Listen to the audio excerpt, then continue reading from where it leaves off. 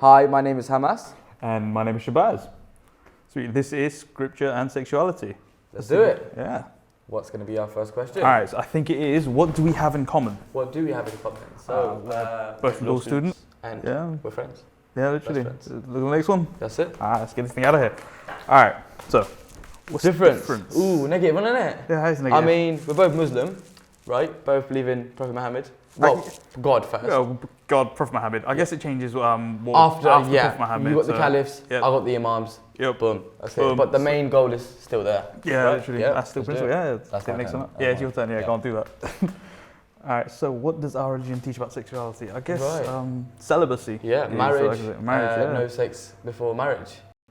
There's nothing in terms of who you can love. Love is open. Love is a big part of our religion. Yeah, definitely. I think it plays a strong role in it. Yeah. I think we can both agree that sodomy itself, like just the act of sodomy, is like not. I mean, there's been various stories in the Holy Book about that being prohibited. Just refer back to the story of the first prophet, Adam, where God created Adam and as a male, and then obviously he created Eve. I know. It's the whole Adam and Eve story. It's the whole Adam and Eve story, right? Man was created for female, female was created for man. It's present in like most religions based on monotheism. Literally. It's obviously backed up by the Christianity and the Judaism as well. Yep.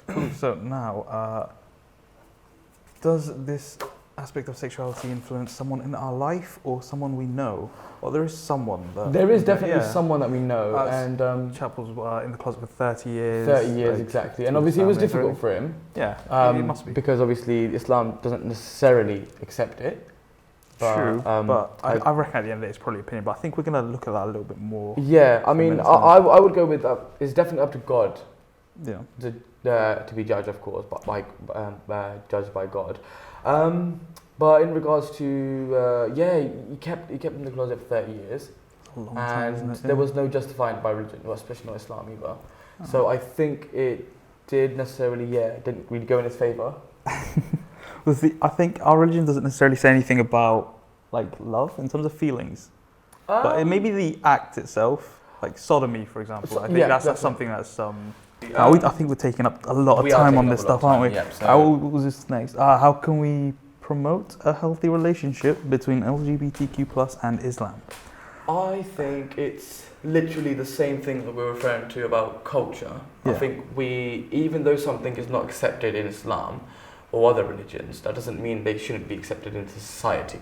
We're going to have to go a little bit further back here, because religion has been used for loads of things in history. Like war is one of the biggest things it's been used for. Like if you look at Crusades, the 30-year Wars, the French Wars of religion, they started off with religion, but they all came down to politics. Of course. Okay. Now, if you bear that in mind, the thing that made it go from religion to politics is humanity itself. Mm-hmm. So I think the question isn't addressed correctly. It's not how we can promote a healthy relationship between Islam and LGBTQ+. It's how we can promote a healthy relationship between humanity and LGBTQ+. Because at the end of the day, it's like people doing these things. Like you can't really blame any monotheistic like religion for hating on anyone, because none of those have hate in them. Like Christianity doesn't have hate, Judaism doesn't have hate, Islam doesn't have hate. Yeah. Definitely. I mean, I think it's more of establishing a healthy relationship within humanity rather than what religion says. Because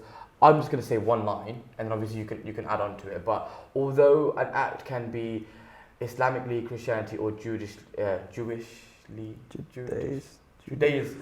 Someone help us out. Judaisly illegal. It doesn't mean that it's illegal to actually punish that person doing that act. So you may not be accepted in Islam, does not mean that you're not accepted in society.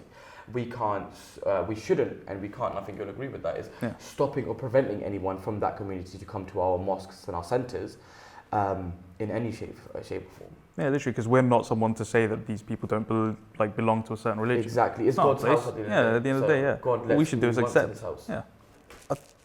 I think that's it. I think that wraps that up. That wraps up pretty well. All right, let's get rid of this. Let's get rid of that one. And that's it. That's that. Cool. Okay, lovely. All right, I'm Hamas. And I'm Shahbazz.